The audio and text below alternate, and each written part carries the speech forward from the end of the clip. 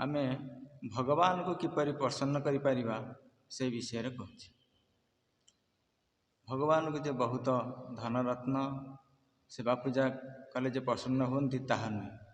श्रीमद् भागवत रे वर्णना अछि नाहं विद्या प्रजातिभ्याम तपोस्यपशमेन वा दृश्यन्ति सर्वभूतात्मा गुरु शुश्रूषयाम यथा। भगवान कहते मु समस्त आत्मा और समस्त हृदय रे परमात्मा रूप में विराजित। गुरुदेव सेवा कले मुझे प्रसन्न हुए आ कौन सी मुझे प्रसन्न हुए ना। बा गृहस्थ हो वानप्रस्थ हो सन्यासी हो जी भी हो तांको धर्म रे मुझे प्रसन्न हुए ना जी गुरुदेव सेवार मु प्रसन्न हुए। वास्तव गुरु सेवा कौन कई कहती गुरु पाद सेवा करवा गुरु लुगापटा धोइबा ये हूँ सेवा।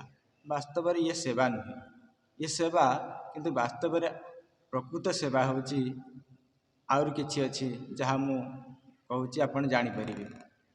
थरे दुई जन युवक एक महापुरुषों पाखक जाइथिले। तांकर बहुत कटकणा नियम जे तांकर पाद स्पर्श करें ना दूर प्रणाम करेंगे बहुत किछि किंतु गुरु तो करुणामय आ तांको पाखक जे थरे जाइछि से कौन केबे भूली पारिछि बा दूरे रही तांको करुणा दृष्टि रे से तांको पाखक जाइछन्ति एवं धीरे धीरे तांको पाद सेवा मध्य करिछन्ति। आ पाद सेवा करी मन मन भावुछन्ति जहा आज आम एत बड़ महापुरुषंकर सेवा करि पारिछु।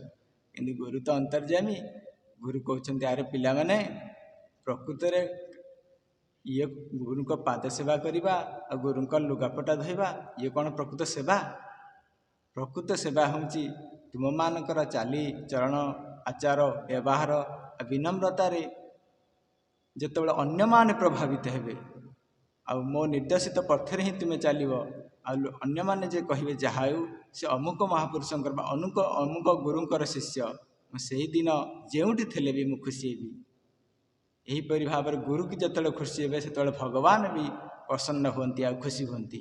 आउरी एक कथा अच्छी शास्त्र रे वर्णना अच्छी दया सर्वभूतेषु संतुष्टम येन तेन वा।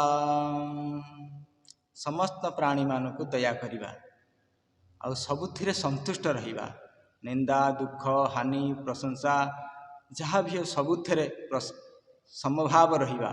दया सर्वभूतेषु संतुष्टम येन तेन वा सर्वेन्द्रिय प्रशांत्याश्च तुष्यन्ति च जनार्दन।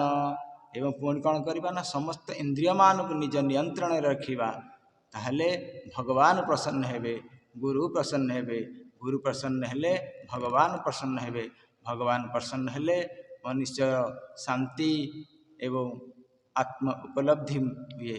जय गुरु जय जगन्नाथ। लास्ट टिके कथा एपट सेपट होगा।